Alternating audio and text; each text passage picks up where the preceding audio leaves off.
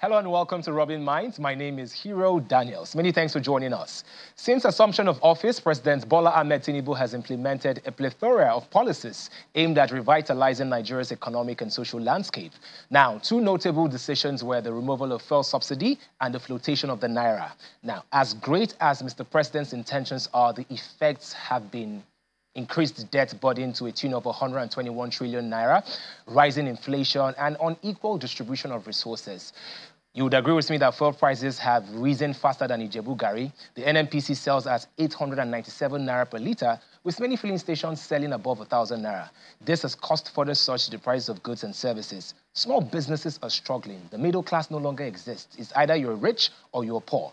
The good side to this, some may say, is that there is reduction in traffic as many people cannot afford to drive their cars. Marriage lists now include gallons of fuel. So if you wanted to get married, instead of buying kola nuts to give to your future father-in-law, just buy 50 liters of fuel and you're good. As Nigeria navigates this complex landscape, it is very crucial to examine the impact of Tinubu's policies on the country's growth, exploring both the successes and the shortcomings. So to discuss bad politics, to discuss President Bola Ahmed Tinubu's policies and the growth of Nigeria, I have with me in the studio a business strategist, Oluwashino Akinremi. Welcome to the program. Yeah, nice having me. Yeah, also joining us virtually is an African affairs analyst in the person of Anoba Ibrahim. Welcome to the program as well. So we're going to dive straight into it. I'm going to start with you, Shino. Okay. Where are we as a country? You know, we've seen a rise in inflation. We've seen a rise at the fuel prices. How did we get here? Okay. Yeah, nice, Ruben. So basically, like you guys said in your intro, there are two key things that have basically brought us to where we are. In as much as these two policies are needed by Nigeria as a country, however, I think we should understand the important thing we should be looking at is, are we ripe for those policies? Was it implemented in the right way? So, talking about these two things, we need to be looking at the subsidy for removal and also the flotation of naira.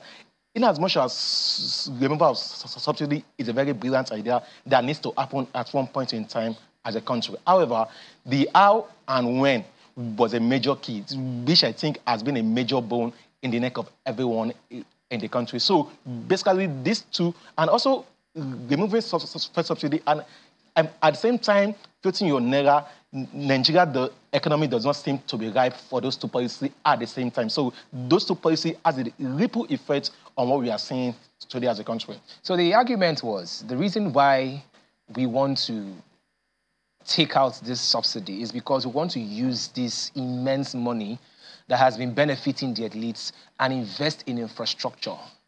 That was the whole idea. That was the reason why the presidency decided to take away the subsidy, so that they can invest in the infrastructure. And, you know, the president keeps saying that we need to take the hard decisions so that we can move the nation forward. Now, do you think that that money has been well invested? Now, so thank you. It's well said that subsidy money needs to be removed and invest in the right sector like our education, healthcare, and the likes, just for the overall good of the nation. However, we should be asking ourselves, where are we? What has been done? Recently, there has been a lot of issues there and there around where the government still paying subsidy. So the question is that there is a lot of unclarity, uncertainty around this whole subsidy issue. And also the transparency by the government around it is a key factor. So which has kind of played a major role as to how the citizen perceive what's going on. So one thing is that policy might be good, policy might be right. The question is, how are these policies being communicated? How are they being implemented? What's the posture of the government in ensuring that the citizens are on the same path with them? Making a decision is part of every country that need to make. But the question is that how are those decisions being taken? What's the transparency of the government around those making decisions? I think though these are some of the few concerns that we need to look at. Let's hear what Ibrahim has to say. Ibrahim, what are your thoughts on President Ahmed Bola Tinubu's economic policies? Thank you, Hero. So it's not too much of a rocket science that subsidy at some point had to go.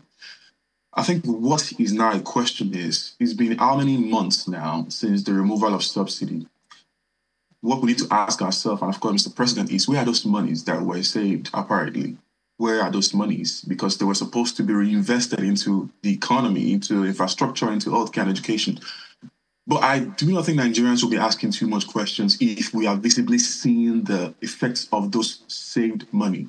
So if the president will be able to tell us how much has been saved, in what way have those been spent judiciously, I guess it's going to offer some succor to Nigerians. But if we cannot see that, then I think it's going to be a problem regarding how efficient has the removal of subsidy been.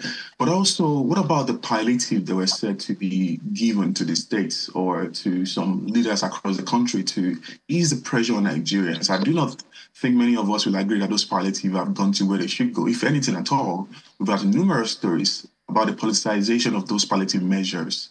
And as much as the spotlight is on the president as well, I think the governors also need to be asked many questions because, I mean, there are numerous measures within each state government strategy book that is supposed to alleviate or ease many of the problems we are seeing now that the subsidy has been removed. So as much as we want to blame the president, I think the governors also need to look clearly at themselves. All right, and that was a very well put together thought. I would just want to speak to another analyst. Joining us is a policy analyst, Chike Chude. Welcome to the program. So, Chike, I'm going to dive in head straight. I'm going to dive in head straight.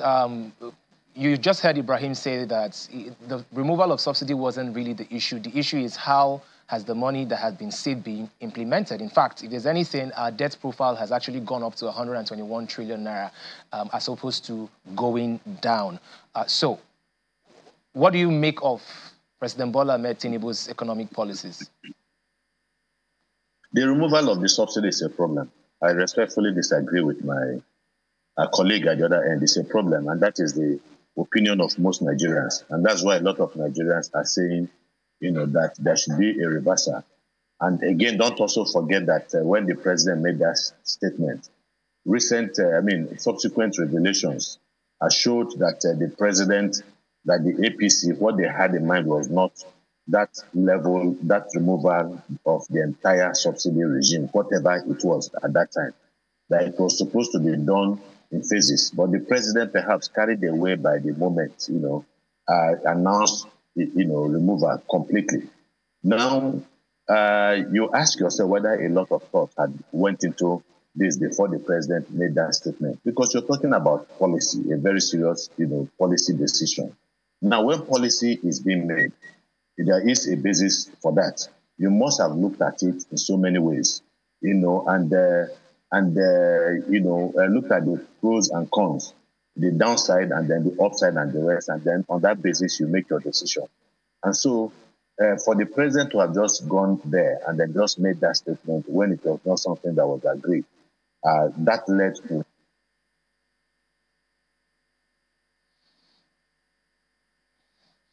All right, we'll connect with Chike shortly. So let's continue the conversation. Now, let's look at the areas in the economy where we would say that President Tinubu has improved. Now, is there any area? So let's even talk about what the government has done right. So is there any area you think that the presidency has actually really worked on and we're seeing the results? Okay. Yeah, to me, I think I will say let's look at it. I've seen some of the conversations around insecurity, trying to redesign the securities architect, then also the conversation around state policing is also a highly welcome initiative in the midst of curb the insecurity that we are having in this country. However, as good as some of these conversations are, as good as some of these ideas are, the question is that have they really translated into anything that the common man can see? We are still seeing a lot of kidnappings here and there on a daily basis. It seems as though things are not being done at all. So we could see that there are some ideas on the table by the government. There's some conversation around all these areas. But the question is that these things are yet to yield the fruit that every common man could say, thank you. Okay. All right, I'm going to get back to Achike Chude. So let's pick it up from where you left off. So you're of the school of thought that yes, continue please. Yeah, I think there was network issue. So look, the reality is that everything that has happened in the country is as a result of that, one sentence statement by the president. Subsidy is gone. Every other thing, every crisis that you are seeing in this country, the cost of living crisis and so many other associated issues, the cost of transportation, the cost of basic food items and all that, everything is as a result of that. Because it was something that was, I believe, not thought out. When you consider the poverty level in this country, there are certain decisions you cannot take because that decision led to a five-fold, sometimes in some instances, 6-7-fold increase in the prices of goods and services. And so there's no way you're not going to have the kind of serious economic disparity and increase in poverty that you have in this country. So that is the basis. So the first one is the removal of subsidy is the first, that led to all of this. And then the second, that's where I would agree with my colleague from the US. When he said something about, the implementation, what you use with the money. Nigerians have not seen anything tangible that they have done with this money because what they've always told us is that once you remove subsidy, everything, all the monies that are realized will now be used for other social services. So what are these social services that they have been used on? How have the lives of the people improved? We are in an unprecedented situation. People cannot buy medicines. They cannot go to the hospitals.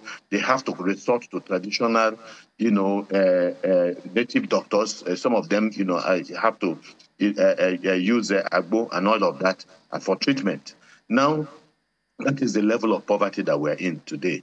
So everything that the government has done, in terms of the economic policies of the government, are you talking about the exchange rate? And the government seems, look, it is not as if the government wanted the naira to get to 1,500 naira, 1,600 naira to the dollar. They did not want it. And they have been doing everything to ensure that there is stability in that level and that we have a more favorable exchange rate. It has not worked simply because they don't know what to do. They have tried everything in their alchemist lab, or wherever it is, and they don't seem to know what else to do. And so the lives of Nigerians have depreciated. And then beyond that again, I think I met, when I got back, somebody, you are talking about the issue of insecurity. You cannot talk about insecurity without talking about the poverty level in this country. And why do you think that most of the countries in Africa, especially in West Africa, have serious security challenges? If it is because of the poverty level, you don't have that in Europe. Where the cost of living is exceedingly very high. So you don't have all of these issues, except random shootings here and there and acts of violence that are not related to economic disparities. So these are some of the things that are happening. And so nobody can say, and the president, we shouldn't hold brief, because nowadays we tend to have, this desire to want to hold brief for the government, at the end of the day, provide excuses for them. It is not in our place to provide excuses for those who went to the people and said, look, let me, President, elect me governor, I have a solution to your problems. And then when they don't provide this solution, we are providing excuses for them. After all, the president said, do not provide excuse for me. He said, I asked for the job. Do not feel pity for me. So why are we suddenly beginning to feel pity for the president? Thank you. So Achike, I'm just going to have a follow-up question to that. I mean, we've seen that the presidency has eventually, giving Dangote the crude that he's been asking for, sold the crude in naira. Do you think we might see any improvement in terms of maybe the fuel cost coming down with the Dangote refinery, loading up trucks as we speak? There's too much controversy attending the Dangote refinery, too much controversy, where you have, government agencies trying to undermine one of the biggest investments in the history of this country that is supposed to have helped provide some kind of level of cushion for the country if they become operational. Yeah, these are some of the things. And then back and forth, Dangote, say the stories that we're hearing that Dangote wants exclusive lifting of the crude oil by the NNPC. And then the NNPC is saying, no, we're not going to lift unless it is cheaper than the international price, which makes some sense. And then the independent distributors also being involved in this back and forth. So there seems to be a lot of confusion surrounding that. But don't forget what the former spokesman of the president said. That is the media person of the president said, Ajuri Ngelale, at a time when people were expecting so much hope from the government, about what the Dangote refinery would do to the country, provide exchange, proper, foreign currency for us, reduce the disparity between the naira and the dollar and all of that, and give us a more favorable exchange rate and all that. So that was what. But he said maybe perhaps not to allow us with this feeling of euphoria. He said, look, that there will not be any major change, even in the price of the price of PMX at the pump. That if there will be, it is going to be exceedingly very, very marginal. And so marginal means that you will hardly notice it. So if from your question, I'm not sure that we can actually say that Dangote refinery coming on stream will bring any desired change, because I'm not sure that is what it is geared towards now. All right, we need to hear the thoughts of Ibrahim now. Ibrahim, what do you think we need to do as a nation, and what do you think the government needs to do? Because it's becoming really terrible. What is the way forward? Well, this is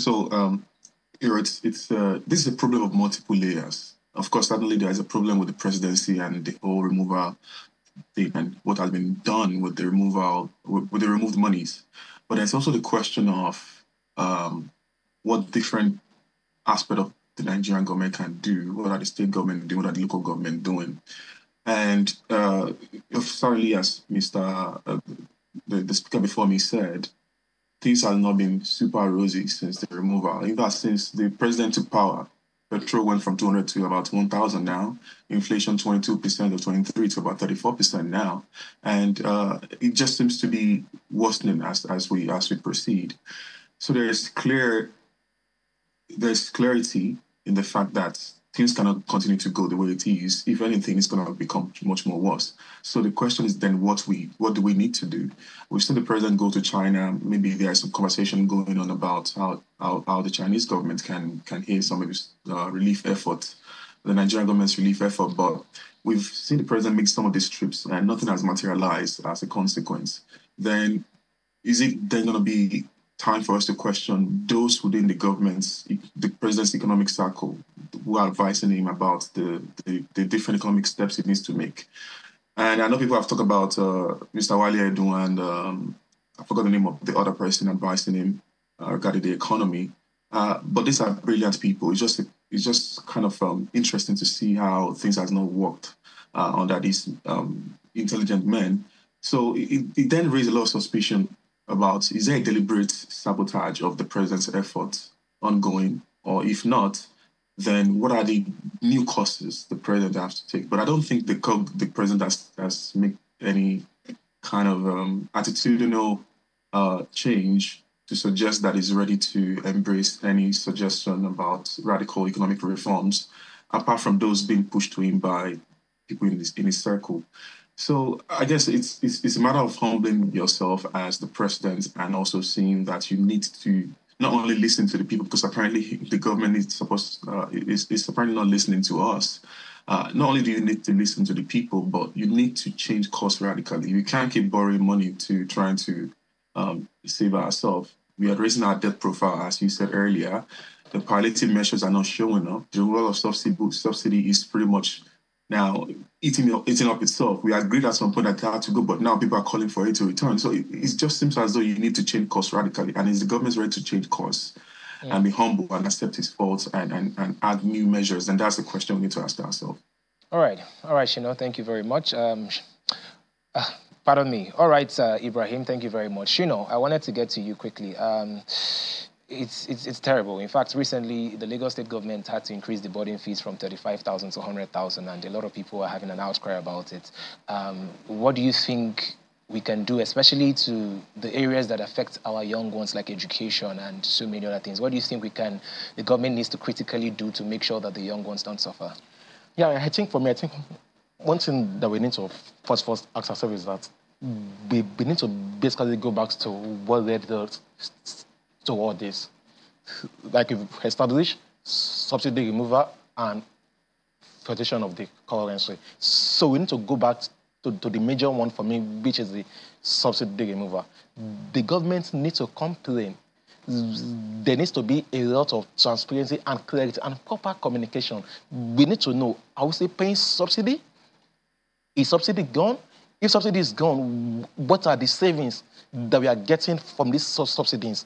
With these savings, what's the clear path for it? So there needs to be a proper clarity and the communication by the government. So because it's just like a saying that say, if tough decisions are to be made, however, the government must also lead by example. So if we want to do all this, we need to see the actions from the government, not just in saying, but also in doing. But wrapping up your question, we need to first start by doing a lot of a policy on imports recently is good. This import relief policy that government just opened up the borders. Yes, that's a nice policy, but it should be extended for a longer period so that will kind of cushion the effect of some prices for the common man. Then also we need to ask ourselves the sincere question around insecurity as it affects our agricultural produce in this nation. We need to be clear because once we eradicate the insecurity affecting the agricultural produce, that will have a huge relief on our inflation number. Yeah. Because if we should look at the inflation number, it is a mix of cost pull and demand pull inflation that we are currently having as a country. So we need to look at all this dynamism and see how we can start. One thing is clear: sincerity and transparency. Okay. So the government needs to come clean and communicate accordingly and start looking at how to resolve this key area. Agree to ensure that people, common man, get goods. Then also looking at the infrastructure around agriculture, like the value chain around the agricultural area, because one major key issue here is that transportation of even the farm produce. So there are like so many issues. The farm produce itself, the harvest is not as what it used to be because the farmer can't really do much because of insecurity. The little one that they are not still doing, there is no enough road network to even transport them. So a lot of damages is even happening from the little one. So all this, we have a ripple effect on the supply side and having huge effect on the price. So it's what I'm saying. So we need to take it one after the other. Transparency and start looking at these key issues. To me, which I see as a low-hanging fruit. All right, we need to quickly sample the final thoughts of Mr. Chikechude. You are very much in tune with what is happening, and I can see from the passion in your voice and the way you speak and the facts that you're stating that you're very passionate about this country. So, what do you think the presidency needs to do urgently? If you were to speak to them directly, what do they need to do urgently to just take us out of this problem? Look, my brother, I don't know what else I can tell them or what I can tell them to do. Look, if it's about movement, they are making movement. But there is a statement, something that people describe as making movements without motion. So the government is making movement, but the motion is not, a proper outcome of that movement. They have talked about palliatives. They have released lots of money for palliatives. They have done. So these are things that they are doing. So nobody can accuse them actually of doing nothing. But the reality is that whatever it is not working because of the fundamentals. They have not addressed the fundamentals. But beyond that, again, is the fact that there is a social consequence to the poverty and in the land. And that consequence is what translated into protest by Nigerians across the country. And so the response of government has not been fantastic. You agree that the baby can has a right to cry. or that the baby can be beaten, but that the baby should not cry. That is where the problem is. The people cried during the protest and the rest, and then a lot of them have been arrested as a consequence of that. If the police wants to do their investigation and that some people committed certain, crimes, let them. We're not saying don't do your job, but there are too many innocent people that are under incarceration today. That will fuel a lot of public anger against the government. So the government needs to show some magnanimity that these people would not have protested because it is just that the hunger, their stomachs are making demands on them and they are responding to these demands. So the government, I will need the government, for me, if you ask me, to show some clemency and to ensure that people who did not do anything should be removed, should be released forthwith immediately. That will go a long way in perhaps giving the people a different vibe about perhaps what the government is ready to embrace certain things that are going on within the economy. It will be good for the government, and then as for the other issues, like I said, the government needs to go back to the drawing board. A lot of the things that the government is doing is absolutely not working, and it's not likely going to work unless they go and begin to tackle the fundamentals. This issue, lastly, of everything the World Bank tells us, of everything the IMF tells us, has put a lot of countries in trouble. Look at what is happening with Milei of Argentina. He came in with people would describe it obnoxious economic policies and all that, contrary to the dictates of the World Bank, the IMF. And he was able to make some successes with a bit of pain, but at least people are seeing, these things. So the government needs to go back and say, look, perhaps we can do these things differently. Thank you very much, Achike Chude. Thank you so much, Oluwashino Akinremi, and of course, Anoba Ibrahim for coming to the program. Thank you very much.